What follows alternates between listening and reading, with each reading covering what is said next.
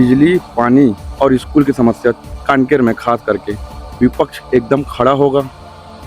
आपके मतलब टीम में से युवा लोग खड़े होंगे, बराबर इनका साथ देंगे हमारे व्यूअर्स का। बिल्कुल बिल्कुल नहीं है। मीडिया को दबाया जाता है, डरा जाता है सत्ता पक्ष के द्वारा। मेरा सवाल है, जिससे जो है ना विपक्ष भी अगर उठाए मतलब छोटे छोटे प्रॉब्लम को, तो कैसा रहेगा? आपका क्या मानना है? देखिए, लेकिन वर्तमान स्थिति में दोनों पहलू नहीं दिखाते हैं। सिर्फ एक ही पहलू सरकार का पक्ष और जो जनता के असल मुद्दे हैं उसमें दब जाता है। क्या कांग्रेस सिर्फ और सिर्फ अफीम, ईडी, सीडी यही मुद्दे को उठाते रहेगी, या छोटे लोकल जन समस्याएं हैं उसको अगर अवगत कराते हैं उनको भी उठाएगी? देखिए, कांग्रेस पार्टी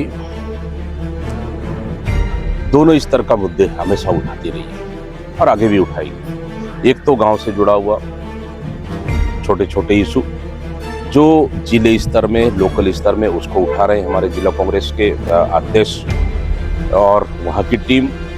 प्रदेश के कुछ बड़े इश्यूज हैं जहाँ उन इशुओं को प्रदेश कांग्रेस कमेटी उठा रहा है। इस तरह से हम लोग पास छोटे मुद्दे भी उठ रहे हैं और प्रदेश के मुद्दे, दोनों मुद्दे हम बाकायदा सरकार की नाकामियों को लेकर हम जनता तक उठा रहे हैं। छोटे मुद्दे बोलने का मतलब ये है अध्यक्ष जी, जैसे कि स्कूल का प्रॉब्लम भी जो करंट में स्कूल जैसे चल रही है, उन लोग की उम्मीद ये है कि मतलब जैसे युवा नेता है आप लोग के कांग्रेस में, अगर उनको अवगत कराते हैं तो उनका कई बार बोलना होता है कि भाई हमारे को जो है बैठना पड़ता है, बात करना पड़ता है, समझना पड़ता है, अवगत कराना पड़ता है, मतलब परमिशन लेना पड़ता है। अगर छोटे छोटे इश्यूज के लिए अगर परमिशन लेना पड़ेगा तो ये मतलब छोटे लोगों को विश्वास कैसे होगा कि हमारे लिए विपक्ष खड़ा है करके?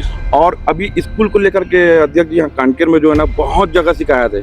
हम तो खुले दिल से जो दिखा भी दे रहे हैं, हमारे पास तो ऐसे ऐसे फोन आ रहे हैं, ऐसे ऐसे फोन आ रहे हैं। आज से फोन ऐसा भी आ गया कि आपको कितना पैसा चाहिए ले जाओ। मतलब मैं चाहता हूँ ऐसे मुद्दे जो है ना विपक्ष भी अगर उठाए मतलब छोटे छोटे प्रॉब्लम को, तो कैसा रहेगा? आपका क्या मानना है? देखिए, आपका कहना है, देखिए अगर मैं प्रदेश स्तर की बात करूं तो शिक्षा कोई छोटा मुद्दा नहीं है, बड़ा इश्यू है। शिक्षा और स्वास्थ्य लोगों की आम लोगों के लिए। रही बात जिले की, अगर कोई इशू है तो निश्चित रूप से उठाना चाहिए। अगर कोई ऐसा बात हो तो शिक्षा से जुड़ा हुआ कोई इशू हो हमको उठाना चाहिए, तो निश्चित रूप से बता दें जो आपके संज्ञान में आए, हम लोग उसको। अभी पूर्व मुख्यमंत्री जी ने कहा था कि आप लोग जो है दिखाओ, बताओ, उठाओ। हम दिखा रहे हैं, हम उठा रहे हैं, हम बता भी रहे हैं। हो सकता है कल को हमको कोई टारगेट बनाने आ जाए, हमारे पर पीछे में आ जाए, तब विपक्ष की क्या भूमिका रहेगी?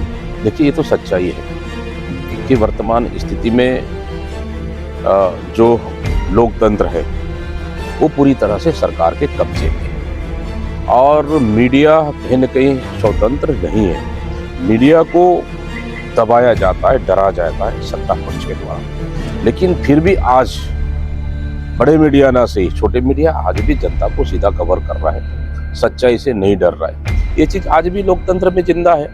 लेकिन असली मीडिया वही है जो सरकार की अच्छा काम है तो उनको भी दिखाएं।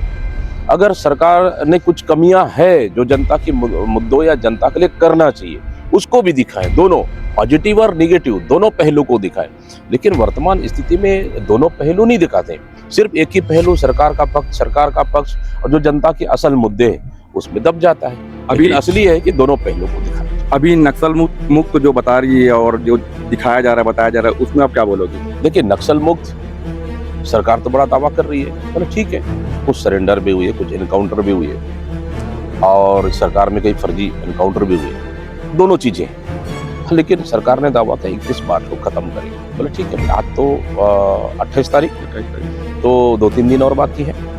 तो कहीं ऐसा ना हो कि सरकार फिर 3 दिन के बाद फिर बहाना बनाना शुरू कर दे। लेकिन हमारा सवाल है, क्या 31 मार्च के बाद बस्तर के आदिवासी जंगलों में अपना वनोपज संग्रहण करने के लिए इमली, महुआ, टोरा, तेंदुपत्ता तोड़ने आसानी से जा पाएंगे?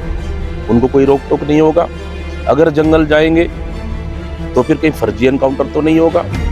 अगर जंगल जाएंगे तो उनको फर्जी नक्सली बनाकर जेल भेजना, फर्जी नक्सली बनाकर उनको केस बनाना, फिर ऐसा तो नहीं होगा?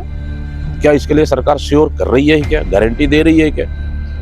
ये पहला चीज। दूसरी, देखिए, नक्सलवाद खत्म हो हम भी चाहते हैं। नक्सलवाद खत्म होने के बाद क्या सरकार बस्तर के जल, जंगल, जमीन, खनिज संसाधन को नहीं बेचेगी? इसकी गारंटी है क्या? निजी उद्योगपतियों को सरकार लगातार बेच रही है। एक चुनौती खत्म हुआ, दूसरा चुनौती बस्तर में आज भी खड़ी हुई है। ये सरकार निजी उद्योगपतियों को हमारे खनिज संसाधन बेचने जा रही है। उन लोग सेफ रहेंगे कि नहीं रहेंगे, यही आप बोलना चाह रहे हो? चुनौती तो हमारे पास, नक्सलवाद खत्म होने के बाद, मैंने कहा नक्सलवाद खत्म होने के बाद भी बड़ी चुनौती हमारे पास है बस्तर को बचाने के लिए, हमारा खनिज संपदा को बचाने के लिए। साथ ही फिर कहीं बस्तर के हमारे आदिवासियों को फिर सरकार फर्जी नक्सली केस के नाम से फर्जी नक्सली बनाकर जेल न भेजे, ये भी चुनौती आगे भी रहेगी। ये सरकार श्योर करेगी क्या, ये हमारा पूछना है सरकार। बस ये आखिरी मेरा सवाल है, बिजली, पानी और स्कूल की समस्या कानकेर में खास करके विपक्ष एकदम खड़ा होगा, आपके मतलब टीम में से युवा लोग खड़े होंगे, बराबर इनका साथ देंगे हमारे व्यूअर्स का? बिल्कुल बिल्कुल, निश्चित रूप से आपका मीडिया, निश्चित रूप से जो आपका चैनल अगर दिखाएगा कि कहीं पे हमारे पास बिजली, पानी, सड़क का मुद्दे हो, शिक्षा का मुद्दे हो, स्वास्थ्य का इशू हो, अगर लगता है जनहित के मुद्दे, जहां अगर ये मुद्दे उठते हैं सरकार पहुंच नहीं पा रही और सरकार की गलत नीतियों की वजह से ये भुगत रहे हैं, जहाँ इस मुद्दे को अगर हमको लड़ना चाहिए निश्चित रूप से हम लड़ेंगे और जिला कांग्रेस कमेटी पे पूरी तरह से सक्रियता के साथ काम करेंगे। और मान लो हमने कभी बुलाया और नहीं है, हम आपको अवगत कराएंगे, एक्शन लोगे उनके ऊपर में? बिल्कुल, क्यों नहीं बिल्कुल। और हम बुलाएंगे, हम बराबर बुलाएंगे। हमारी कांग्रेस कमेटी लगातार सक्रिय है पूरे प्रदेश में, इसको लेकर हम बूथ कमेटी तक काफी मजबूत कर रहे हैं और आने वाला समय में पूरे प्रदेश को मजबूत करेंगे। सरकार के खिलाफ हमारी लड़ाई और जो बचे हुए 2 साल है उसमें और तेज और आक्रामक हम करेंगे। ठीक है, धन्यवाद।